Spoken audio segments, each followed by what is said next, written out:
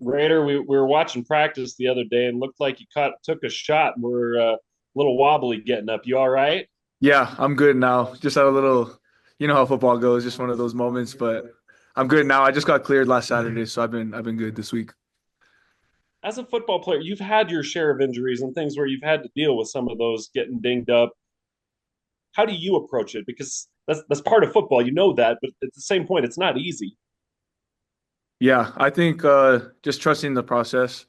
Um, Throughout my career, I've had my fair share of injuries here, especially last season with my back. But I think just trusting the timing and trusting the staff, the coaching staff over here, and also the training staff. So they help me stay positive. They help me stay hopeful, and it's been really helpful in my time being here at BYU. Just having people that you know knows what they're doing. They're the best in the business, and so they've really helped me to stay hopeful. And yeah, it's paid off a lot. Raider, what expectations did Coach Hill and I guess Coach Fowler, who work with the safeties, what did they set for you guys entering spring as expectations they had for this position group through these 15 practices? Yeah, I think the expectation is just people who know the defense in and out. Whether that be, I know we got to the point where we've been under the system now for a little while, and so knowing just your assignment isn't going to do it. You know, having a knowledge of everyone's assignment, knowing where we're supposed to be, where certain gaps we're supposed to fill if someone goes out, and so I think just understanding the whole defense as a whole, so that we can be vocal leaders on the defensive side of the ball. Because at the safety position, you can see the field better than most people. And so I think that's a really big expectation that he has for us, and that what he's looking for in safeties is just someone who's going to come in 100% effort every single time you play, but then also understand the game and understand the defense in and out. How much does it help you in your development as a player to have such a competitive room like the safety unit is this year? And how much is that helping all of you guys get better every single day? Yeah, I think it's been something that's been really good for us. I know a lot of people. It's tough when you go to other places. A lot of people are like, "Oh, I want to go in and I want to start, but I want that to be handed to me." But I really love the dynamic that we have in our room with everyone just competing. But it helps us to get better on the field, off the field. But then also, it it's coming out of a place of love. Like all of us love each other in the room, and that's something that I noticed that's different from maybe previous teams that I've been on. Is when you're playing, it kind of feels like you're going against someone else on your team. But we all want to be the people who the players who star. We all want to play, but at the same time, we all love each other and we all trust the coaches. And so it's really helped us grow together as a position group, which doesn't really happen a lot. I feel like sometimes people grow farther apart when they're competing against each other, but it's really helped us to grow closer together and to help us understand the whole defense as a whole. So yeah. Yeah, Raider, I just wanted to get your evaluation of the scrimmage today. What were your takeaways? I thought it was a good scrimmage today. It was our first real scrimmage of spring ball, and so there's definitely a lot of things that we can be better at. We can improve on. But overall, as a whole, for our first scrimmage, I thought that it was good. I thought we played pretty physical, and yeah, I thought the defense looked good, and the offense looks good as always. So Well, Kalani's talked about how physical you guys have been in camp so far, and he says really the only way to get you guys to the level he feels like you guys can play at is to be physical, tackling, doing all the things that can obviously lead to injury. Do you agree with that? As like that mindset, like going out there and getting physical, and obviously going ones versus ones, etc.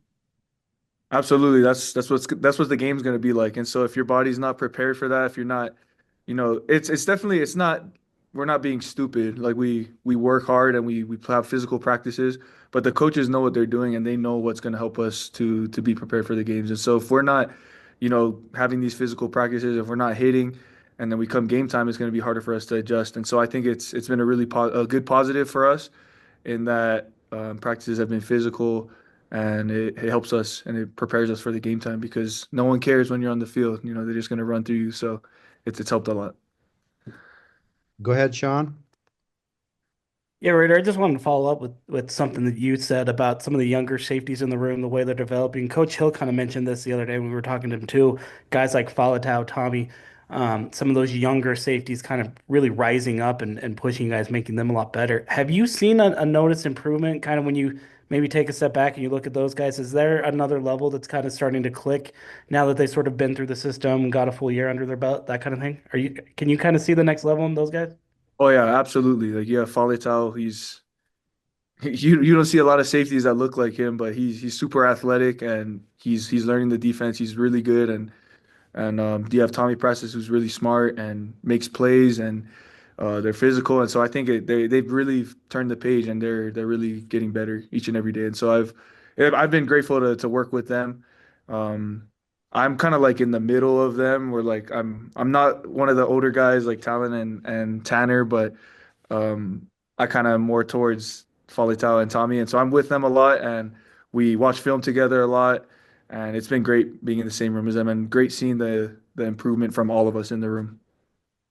Well, you touched on that right there, and you were kind of mentioning this a little bit before, but you're sort of reaching that point, and it's weird for me to think about as well, where you're coming into an upperclassman. I'm sure there's some leadership expectations being put on you. Are you doing anything specifically to kind of maybe assert yourself a little bit more in whether it's in the film room or just being more vocal, that kind of thing? Yeah, absolutely. I definitely made it a goal this past year to be more of a leader, to be more of a vocal leader. I'm not really the most outspoken guy, especially in team settings, but I feel like that's something that I could improve on and something that I've been trying to work on throughout the off season. And so you have those guys like the Tyler Baddies who know how to talk and they know how to talk to people, and you have Keanu Tanuvasa and all those guys. And I'm just trying to work to be better and be more of a vocal leader, but then also be more like a leader in the position group as well, initiating film studies with other people. And so doing stuff like that. And I know that it's been getting better. All right, we have a couple follow-ups. First, Mitch, then Jared. Yeah, Raider, just wanted to ask, year three with Coach Hill in this defense. Last year, you guys were the number one D in the Big 12. How much is it going to change, you think, in year three? It's more of last year, or do you feel like there's going to be more depth to this defense that hasn't been unleashed yet? Well, yeah, I think there's going to be a lot more improvement. We were happy with where we were last year, but we weren't satisfied, and we definitely knew that there's more that we need to be better at defensively, schematically, and so we've definitely tried our best to, like I mentioned before, just understanding the defense. Now that we know the defense well, we're playing safety a little bit different now to where we play sides instead of just someone play strong and free, which has been very extremely helpful when we're practicing because knowing that someone else knows my position, I know their position, we can go wherever we want and play off each other. It's been really helpful. So I think that's something that's gonna take our defense to the next level as a whole and as a safety group as well. Go Raider, ahead, Jared. The Damuni family knows a little bit about BYU football over the years. I just wonder how fun is it to come into a season with BYU type expectations, like elevated, like expected to do a really good job this year, have a lot of talent pieces. I just wonder what that's like for you as a kid who grew up knowing a lot about BYU football. Yeah, I think that's something that you dream of as a kid. Now this is what you want. You want all the eyes on you.